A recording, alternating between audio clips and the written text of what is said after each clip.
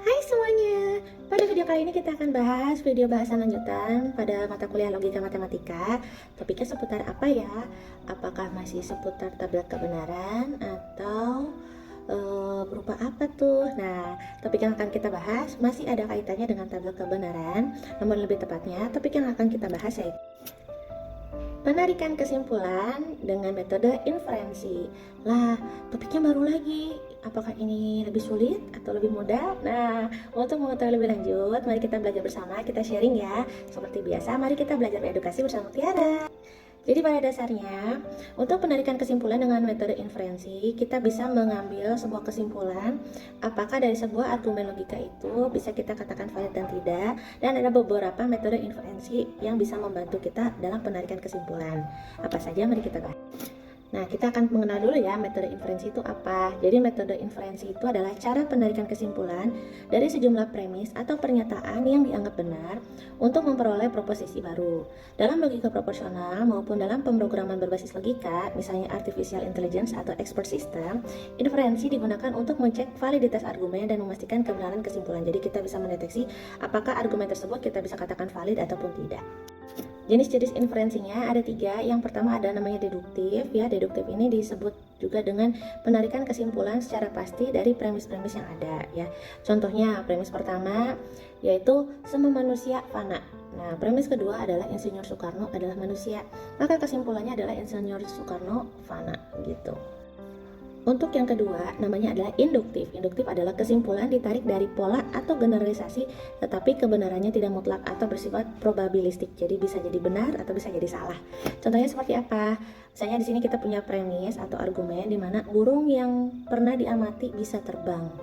Nah, agak ambigu ya. Nah, kita bisa lihat bahwa kita bisa ambil kesimpulan bahwa semua burung bisa terbang. Padahal ada burung juga yang tidak bisa terbang, contohnya kayak burung unta, burung puyuh gitu ya. Nah, itu juga harus bisa kita analisis lagi benar atau tidak gitu ya.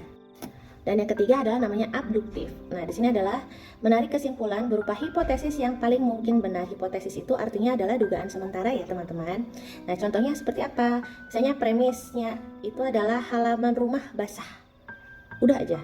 Nah, ini kan kita juga bisa mengambil kesimpulan kemungkinan semalam hujan atau kemungkinan orang rumahnya habis nyiram jalan atau nyiram tanaman, habis nyuci motor airnya ke sana, dan banyak sekali kemungkinan yang bisa jadi benar, bisa jadi salah. Jadi kan hanya dugaan sementara ya, makanya disebut juga dengan hipotesis. Dalam logika proporsional dan pemrograman, deduksi paling sering digunakan karena bersifat valid atau invalid. Jadi kalau topik yang metode inferensi pertama yang namanya deduktif itu paling banyak digunakan ya, karena memang kita bisa langsung menilai apakah ini condong lebih ke valid atau tidak valid. Karena untuk metode yang kedua dan ketiga, untuk nilai probability-nya itu cukup tinggi ya, jadi dugaan-dugaannya makin tinggi, makanya kita gunakan yang lebih ke teknik deduktif aja. Berikut ini adalah aturan inferensi. Yang pertama ada modus ponen, modus tolen, silogisme hipotetik, dan silogisme disjungtif. Untuk yang modus ponen, jika P maka Q dan P benar, maka Q benar. Untuk modus tolen, jika P maka Q dan negasi Q benar, maka negasi P benar. Untuk silogisme hipotetik, jika P maka Q dan jika Q maka R, maka jika P maka R. Untuk yang keempat adalah silogisme disjungtif. Jika P atau Q dan negasi P, maka Q ya. Jadi karena dia pilihan ya, atau. Argumen valid dan invalid. Argumen valid ini adalah jika premis-premis benar, maka kesimpulannya pasti benar. Dan dalam hal ini kita menggunakan aturan inferensi yang sah ya. Contohnya, premis pertama adalah jika hujan, maka jalanan basah. Dan premis kedua adalah hujan. Kesimpulannya adalah jalanan basah. Dan hasilnya adalah valid, dan ini termasuk dalam modus ponen. Untuk argumen yang invalid, dia meskipun premisnya benar, kesimpulan tidak mengikuti secara logis dari premis. Contohnya seperti apa? Contohnya, premis 1 adalah jika hujan, maka jalanan basah.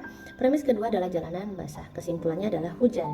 Dan hasilnya adalah tidak valid ya, karena bisa saja jalanan basah karena disiram. Gitu. Nah, ini ada contoh soal nomor 1 nih, modus ponen ya. Premisnya adalah jika hujan, maka jalanan basah. Atau jika P maka Q. Premis kedua adalah P ya, atau hujan. Kesimpulannya adalah jalanan basah atau Q, dan hasilnya valid. Nah, ini adalah tabelnya. Seperti biasa kita menggunakan tabel kebenaran ya. Di sini ada P-nya adalah hujan, Q-nya adalah jalanan basah, P maka Q, hasilnya apa, dan kesimpulannya adalah Q. Untuk yang modus tolen, di sini kita ada premis jika lampu menyala maka listrik ada, atau P maka Q. Jika P maka Q gitu ya. Premis kedua adalah listrik tidak ada atau negasi Q. Kesimpulannya lampu tidak menyala gitu ya, dan hasilnya adalah valid ya. Ini adalah tabel logikanya di sini, atau tabel kebenarannya. Di sini P-nya adalah lampu menyala, Q-nya adalah listrik ada. Ini ada P implikasi Q, lalu ada negasi Q, ada negasi P, dan kesimpulannya. Selanjutnya adalah silogisme hipotetik. Contohnya adalah premis satu adalah jika belajar giat maka nilai bagus, atau P implikasi Q. Premis keduanya adalah jika nilai bagus maka lulus ujian, atau Q maka R. Ya, kesimpulannya adalah jika belajar giat maka lulus ujian, atau P implikasi R ya, dan kesimpulannya adalah valid. Pertama kita bikin dulu ya. Kolom P, kolom Q, kolom P-nya belajar giat, Q-nya nilai bagus, R-nya lulus ujian, lalu P implikasi Q, lalu Q implikasi R, lalu hasilnya adalah P implikasi R. Nah, ini contoh soal untuk yang silogisme disjunktif. Premis yang pertama adalah Ali belajar atau Budi bermain, atau P disjungsi Q ya. Lalu premisnya Ali tidak belajar atau negasi P ya. Di sini kesimpulannya adalah Budi bermain, karena kan alinya tidak belajar, berarti yang diambil adalah yang mana adalah Budi bermain atau Q, dan kesimpulannya adalah valid. Ini adalah tabel kebenarannya. P-nya ada Ali belajar, Q-nya adalah Budi bermain, lalu P disjungsi Q, lalu di sini ada negasi P, dan kesimpulannya adalah Q. Nah, kita lanjut ke latihan soal ya. Di sini ada beberapa latihan soal yang bisa kalian kerjakan. Soal yang pertama adalah modus ponen. Premis pertamanya adalah jika Ani belajar maka Ani lulus ujian, dan premisnya adalah Ani rajin belajar. Kesimpulannya apa? Soal yang kedua berupa modus tolen. Premis kesatunya adalah jika ada api maka ada asap. Premis keduanya adalah tidak ada asap. Nah, kalian cari kesimpulannya. Soal yang ketiga adalah silogisme hipotetik. Premis pertama adalah jika makan banyak maka kenyang. Premis kedua adalah jika kenyang maka mengantuk. Soal yang keempat adalah silogisme disjunktif. Premis kesatunya adalah Budi bermain gitar atau Andi bernyanyi. Premis keduanya adalah Budi tidak bermain gitar. Soal yang kelima adalah premis ke-1 adalah jika hujan maka jalanan basah, dan premis kedua adalah jalanan basah.